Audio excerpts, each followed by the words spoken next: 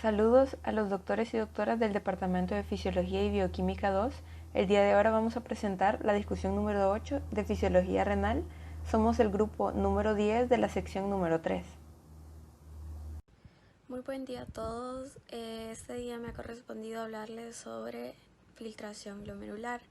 Como objetivo número 1 les hablaré sobre las estructuras que conforman el glomérulo.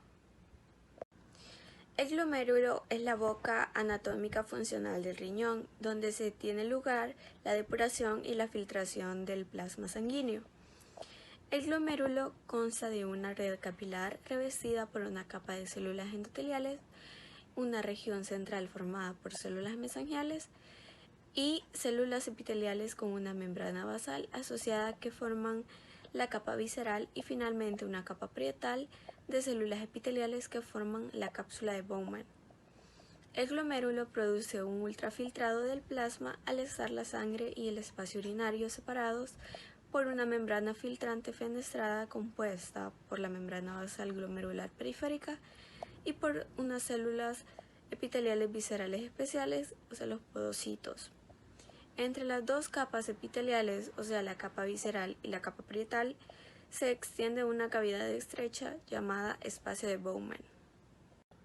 Como objetivo número 2 les hablaré sobre el mecanismo de reproducción del ultrafiltrado.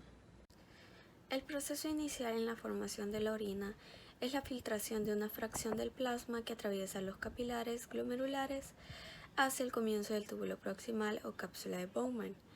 En esencia, la filtración glomerular tiene lugar, al igual que en el resto de capilares sistémicos, como consecuencia del juego de las llamadas fuerzas de Starling, que determinan el intercambio de agua y solutos entre el capilar y el intersticio, es decir, las presiones hidrostáticas y oncóticas en el capilar glomerular y la cápsula de Bowman. La membrana capilar glomerular es similar a la de otros capilares, excepto en que tiene tres capas principales: el endotelio del capilar, la otra una membrana basal y por último una capa de células epiteliales, o sea, los podocitos, rodeando la superficie externa de la membrana basal capilar. Juntas estas forman la barrera de filtración que, a pesar de sus tres capas, filtra varios cientos de veces más agua y solutos que la membrana capilar habitual. Incluso con esa elevada intensidad de filtración, la membrana capilar glomerular evita normalmente la filtración de proteínas plasmáticas. Entonces, los mecanismos básicos por los que se forma la orina son tres. El acontecimiento inicial es la filtración de una fracción del plasma que atraviesa los capilares glomerulares.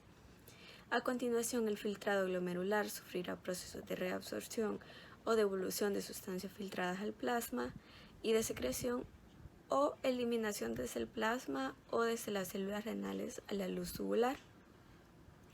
La orina final, por tanto, es el resultado de la filtración y secreción menos la reabsorción.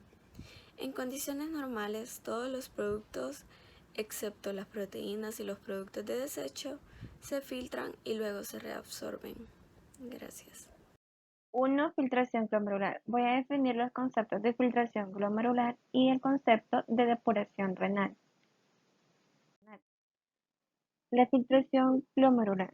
El primer paso en la formación de orina es la filtración de grandes cantidades de líquidos a través de los capilares glomerulares en la cápsula de Bowman, casi 180 litros al día. La mayor parte de este filtrado se absorbe, lo que deja únicamente 1 litro aproximadamente de líquido para su excreción al día. Si bien la tasa de excreción renal de líquidos puede ser muy variable dependiendo de la ingestión de líquidos, la tasa de filtración glomerular depende de la alta tasa de flujo sanguíneo renal, así como de las propiedades especiales de la membrana de los capilares glomerulares. La filtración glomerular es alrededor del 20% del flujo plasmático renal y está determinada por el equilibrio entre las fuerzas hidrostáticas y coloidosmóticas, que actúa a través de la membrana capilar, y el coeficiente de la filtración capilar, el producto de la permeabilidad por área superficial de filtros de los capilares. Y por último tenemos que la definición de depuración renal es la capacidad de los riñones para remover moléculas del plasma sanguíneo y excretarlas por medio de los riñones, es decir, que toda aquella molécula que pase el proceso de ultrafiltrado glomerular y no sea reabsorbida será depurado por la orina. Tengan buen día, mi nombre es Luis Ernesto Zelaya y les continuaré hablando sobre la filtración glomerular en relación a la prueba de depuración de creatinina, su significado y sus valores normales. Bien, antes que nada, ¿para qué sirve una prueba de depuración de creatinina? Este es un análisis que ayuda a proporcionar información sobre la forma en la que están funcionando los riñones. En este examen se compara el nivel de creatinina en la orina con el nivel de creatinina en sangre. Este examen consiste básicamente en recolectar orina en un lapso de 24 horas en una botella y posteriormente tomar una muestra de sangre. ¿Qué quiere decir cuando ya tenemos los resultados? Cuando los valores son por debajo de lo esperado, o sea, de lo normal, estos podrían ser algunos de los problemas. Vamos a tener problemas renales como el daño a las células tubulares, insuficiencia renal, muy poco flujo de sangre hacia los riñones, daño a las unidades de filtración en los riñones, pérdida de líquidos corporales, obstrucción de la salida de la vejiga, insuficiencia cardíaca, hipertensión arterial, diabetes, etc. En cuanto a los valores normales de la depuración de creatinina, vamos a ver que en hombres lo esperado es de 97 a 137 ml por minuto y en las mujeres de 88 a 128 ml por minuto. En cuanto a la creatinina sérica, en los hombres un valor normal es de 0.7 a 1.3 miligramos por decilitro y en mujeres de 0.6 a 1.1 miligramos por decilitro. Gracias. Parte 2. Función tubular. Describiremos los conceptos de reabsorción y secreción tubular. En la reabsorción tubular es un proceso por el que la orina pasa a lo largo de los túbulos por un gradiente de presión hidrostática y sufre modificaciones cualitativas y cuantitativas. La reabsorción tubular permite conservar sustancias importantes en el organismo, como el agua, glucosa, aminoácidos, vitaminas, etc. Además, la reabsorción es capaz de adaptarse a las necesidades del momento, es decir, participa en la homeostasis del medio interno. Para que una sustancia se reabsorba, primero debe ser transportada.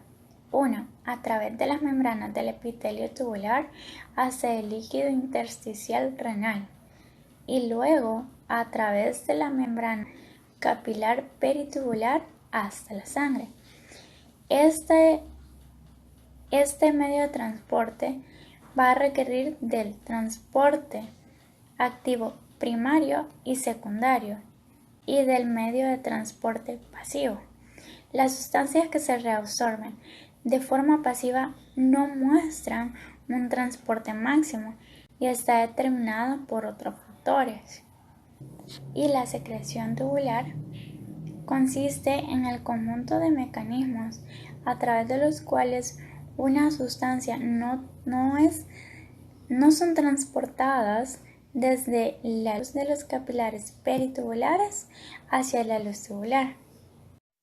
Ahora bien, hablaremos de la función de los túbulos, sus estructuras y la etiología de los segmentos de la nefrona. El túbulo renal consta de 3 segmentos histológicos y funcionalmente diferentes. El primer segmento es el túbulo proximal. En este se efectúa la reabsorción activa de los solutos filtrados. Sus capacidades de reabsorción se deben a las células epiteliales, ya que poseen un metabolismo alto y un gran número de mitocondrias para poder apoyar los procesos de transporte activo. Además, las células tubulares tienen un borde en cepillo extenso al lado luminal de la membrana, así como los laberintos extensos de los canales intercelulares y basales, de los cuales proporcionan una superficie a la membrana extensa en los lados luminales y vasolaterales del epitelio para transportar rápido los iones de sodio y otras sustancias. La extensa superficie de la membrana del borde en cepillo epitelial está también más bien cargado del borde en cepillo epitelial que se encarga de las moléculas transportadoras denominadas cotransporte. El segundo segmento, o también llamado asa de Henle, es largo y delgado, tiene un rol importante en el control del volumen urinario y del líquido corporal. Esta asa de Henle tiene 3 segmentos funcionales muy diferentes. El segmento descendente fino es permeable al agua y moderadamente a los solutos, inclusivos la urea, el sodio, y sus funciones es permitir la difusión simple de las sustancias a través de las paredes. El segmento ascendente fino es casi impermeable al agua. Es una característica que es muy importante en la concentración de la orina. Y está el tercer segmento, que es el ascendente grueso. Este es completamente impermeable al agua. Los primeros dos tienen una membrana epitelial fina, sin borde en cepillo, pocas mitocondrias y un nivel mínimo de actividad metabólica. La rama gruesa del asa de Henle comienza con la mitad de la rama ascendente. Tiene células epiteliales gruesas que tienen una actividad metabólica y son capaces de reabsorber activamente el sodio, cloro, potasio y otros como calcio, bicarbonato y magnesio. Y como último segmento del túbulo renal es el túbulo distal. La primera parte reabsorbe sodio, cloro, calcio y magnesio, pero es casi impermeable al agua y a la urea. La última parte del túbulo tiene 2 tipos de células, las principales y las intercaladas. Las células principales van a reabsorber sodio de la luz y van a secretar potasio hacia la luz. Y las células intercaladas van a reabsorber iones potasio y bicarbonato de la luz y secretan los iones hidrógeno a la luz.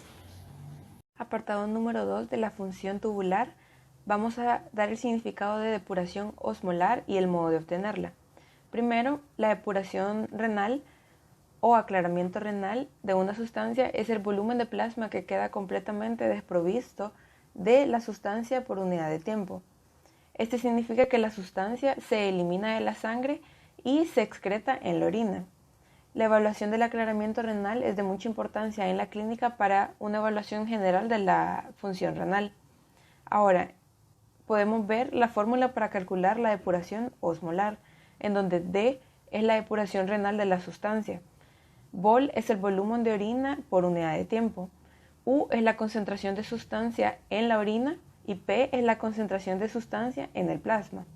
Ahora hemos puesto un ejemplo, el cual dice: encuentra la depuración osmolar para 600 mililitros de orina con una osmolaridad de 140 miliosmoles por litro en un periodo de 1 hora, asumiendo que la osmolaridad plasmática es de 280 miliosmoles por litro. Como podemos ver, aquí no especifica de qué sustancia se está tratando. Pero entonces vamos a calcular el flujo de orina, o el VOL, el cual, como ya lo mencionaba, es de 600 mililitros sobre 600 minutos, el cual da 10 mililitros por minuto. Convirtiéndolo a litros por hora es 0.6. También podemos ver que el U, que es la concentración de sustancia en la orina, es de 140 miliosmoles por litro. Multiplicamos esto por 0.6 y posteriormente lo vamos a dividir entre 280 miliosmoles por litro, el cual es la concentración de la sustancia en el plasma. Y finalmente esto nos da como resultado 0.3 litros por hora. y, por tanto, el volumen de plasma filtrado en el glomérulo y limpiado de partículas durante el periodo de 1 hora es de 300 mililitros. Parte 3. Dilución y concentración de la orina. Explicaré en qué consiste el mecanismo de cotransporte. Primero, ¿qué es contracorriente? Es un mecanismo usado para transferir sustancias de entre dos fluidos que van en direcciones opuestas. Eso lo observamos en los segmentos ascendente y descendente de la asa de Henle, también en los vasos rectos en su posición arterial y venosa, que van en sentidos opuestos.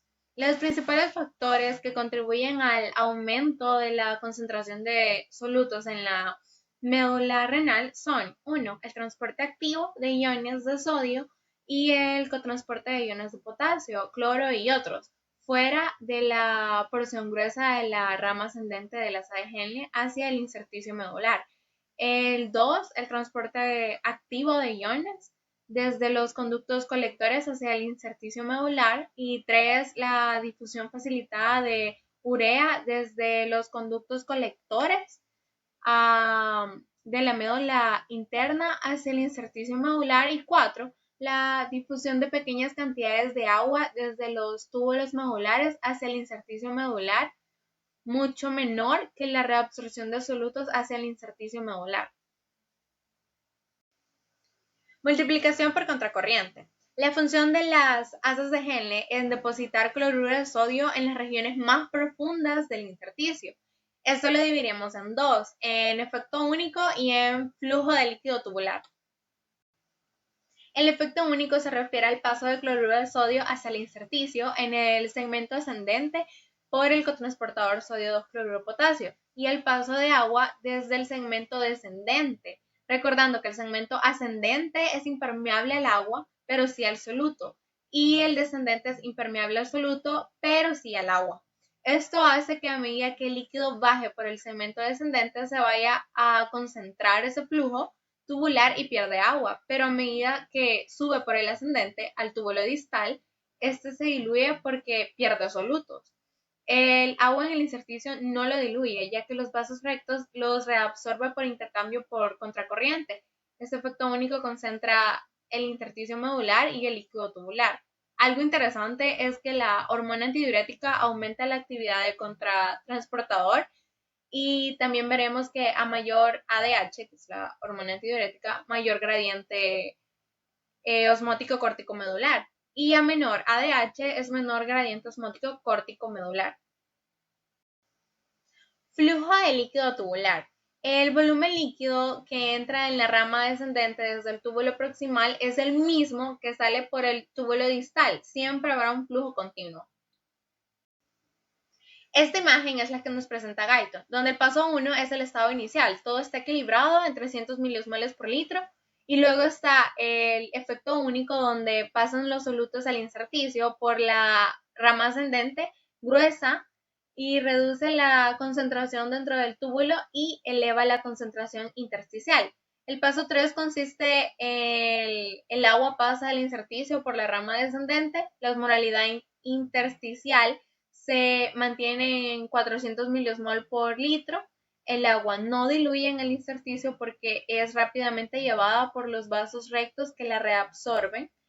Y el paso 4 es un flujo adicional de líquido hacia el asa de Henle desde el túbulo proximal, que hace que el líquido hiperosmótico formado antes en la rama descendente fluya hacia la rama ascendente. Ya ahí se bombean más iones hacia el intersticio, quedando el agua en el líquido tubular, hasta que se establece un gradiente osmótico de 200 miliosmol por litro. En el paso 5 vemos que entra nuevo líquido. Alcanza el equilibrio con el líquido intersticial medular hiperosmótico, y en el paso 6 el líquido procede de la rama descendente de la asa de Henle y sigue fluyendo hacia la rama ascendente. Estos pasos se repiten una y otra vez con el efecto neto de añadir más y más solutos a la médula por encima de agua. Por cada repetición de pasos se multiplica el gradiente de concentración, por eso se llama multiplicación por contracorriente. En caso de mucha liberación por hormona antidiurética, la osmolaridad intersticial medular puede llegar de hasta 1200 a 1400 milosmoles por litro. Reciclaje de la urea.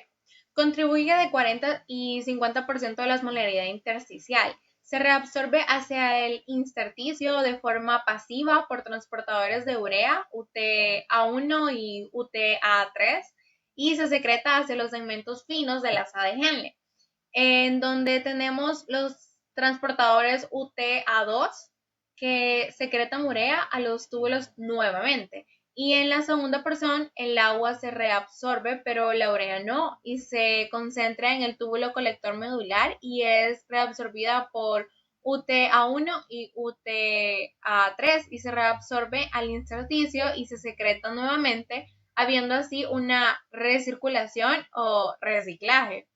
En una nefrona yuxtamedular que desciende hasta la papila de la médula renal, el gradiente osmótico puede pasar de 300 miliosmoles por litro en la zona córtico-medular hasta un máximo de 1200 a 1400 miliosmoles por litro en la zona medular. Cuando el sistema funciona a su máximo rendimiento, en presencia de hormona antidiurética con máxima reabsorción de urea, en ausencia de la hormona antidiurética, la mayor parte de la urea se excreta y el gradiente solo alcanza un máximo de 600 miliosmoles por litro. Los vasos rectos son capilares que irrigan a la médula renal y el flujo sanguíneo medular es bajo, es del 5% del flujo sanguíneo renal total. Esto evita que haya un lavado de solutos. El flujo sanguíneo va en contracorriente del flujo tubular y el recorrido es paralelo al asa de Henle y participan en el intercambio por contracorriente. El intercambio por contracorriente tiene un flujo sanguíneo opuesto al del flujo tubular, como ya lo había dicho, y su función es evitar que el agua que sale en la porción descendiente del asa de Henle y la que sale del túbulo colector diluyan en el intersticio. El agua reabsorbida es directamente llevada a la vena renal por los vasos rectos, por eso decimos que la función es evitar que el agua reabsorbida baje la osmolaridad medular, o en otras palabras, que mantiene la osmolaridad medular. Entonces, resumiendo, ¿qué genera una médula hiperosmótica? Genera una multiplicación contracorriente y reciclaje de urea, y los vasos rectos mantienen la hiperosmolaridad. Parte 3. Dilución y concentración de la orina. Objetivo 2. Esquematice la producción y función de la hormona antidiurética. Hormona antidiurética o ADH, también llamada vasopresina, se forma en el núcleo supraóptico y se almacena en la neurohipófisis y es secretada por el lóbulo posterior de la hipófisis. Cuando aumenta la osmolaridad de los líquidos corporales, se secreta la ADH, aumentando la permeabilidad de los túbulos distales y de los túbulos colectores al agua. Si hay exceso de agua, la osmolaridad del líquido extracelular disminuye y también su secreción y disminuye la permeabilidad del agua. Esta hormona tiene como objetivo principal hacer que los riñones puedan conservar el agua mediante la concentración de orina. Mecanismo de acción celular de la hormona antidiurética. La ADH entra a la célula, se combina con sus receptores de membrana y se activa la adenilato ciclasa. Esta induce la formación de AMPC, dando una fosforilación de los elementos vesiculares de las membranas apicales. Las membranas se vuelven permeables y las vesículas contienen aquaporinas. Todo el proceso dura de 5 a 10 minutos. Papel de la hormona antidiurética, mecanismo de retroalimentación osmorreceptor, hormona antidiurética ADH, para regular la osmolaridad del líquido extracelular en respuesta a la deficiencia de agua. Entonces, cuando hay deficiencia de agua, aumentará la osmolaridad extracelular y los osmorreceptores detectan esto, y entonces hace que se dé un aumento de secreción de ADH. También aumenta la ADH plasmática, y la permeabilidad del agua aumenta en los túbulos distales y conductos colectores. Y habrá una reabsorción o excreción de agua dependiendo de cuál sea la detección que hacen los osmorreceptores. Regulación de la secreción de ADH. Aumentan la ADH se da porque aumenta la osmolaridad plasmática, disminuye el volumen de la sangre, disminuye la presión arterial. Esto se dirían que son sus tres estímulos. Y los efectos que tiene serían la reabsorción de agua y entonces aumenta la producción de canales de agua y también se da una vasoconstricción. Reducen la ADH cuando disminuye la osmolaridad plasmática, aumenta el volumen de sangre y aumenta la presión arterial. Ahora yo les hablaré sobre la importancia clínica de la capacidad renal para concentrar y diluir la orina. Los riñones eliminan los desechos y el exceso de líquido del cuerpo. Los riñones también eliminan el ácido que producen las células del cuerpo y mantienen un equilibrio saludable de agua y sales y minerales. Sin este equilibrio, es posible que los nervios, los músculos y otros tejidos en el cuerpo no funcionen normalmente. La concentración de solutos en orina debe estar correctamente regulada para evitar que las células se hinchen o se deshidraten por mecanismos osmóticos. La osmolaridad corporal está determinada por la cantidad de cloruro de sodio extracelular. Los riñones excretan un exceso de agua mediante la formación de la orina diluida. Cuando existe un exceso de líquidos, los riñones pueden formar una orina tan diluida como de tan solo 50 miliosmoles por litro.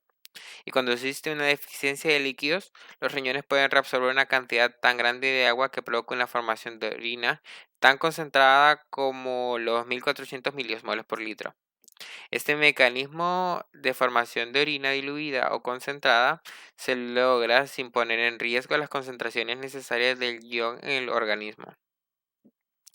El control de la osmolaridad y la concentración del sodio del líquido extracelular. La regulación de la osmolaridad se debe principalmente al control del sodio, debido a que este es el ion extracelular que se encuentra con mayor abundancia. El sodio y sus iones asociados constituyen el 94% de los iones extracelulares. La concentración de sodio se debe a dos mecanismos principales, el sistema osmorreceptor ADH y mecanismos de la sed.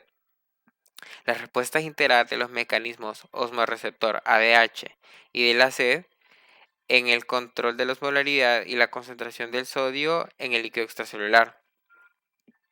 El sistema de la ADH y de la sed trabaja en conjunto para mantener la osmolaridad de los líquidos corporales. Sin embargo, si uno de estos falla, el otro tiene la capacidad necesaria para lograr que se equilibre la osmolaridad de los líquidos corporales. La función de la aldosterona y la angiotensina en el control de la osmolaridad y la concentración de sodio en el líquido extracelular. La angiotensina y la aldosterona aumentan la reabsorción de sodio junto con agua, y la reabsorción adicional de agua provoca que el sodio se diluya, por lo que las concentraciones fisiológicas no alteran la concentración de sodio. Muchas gracias.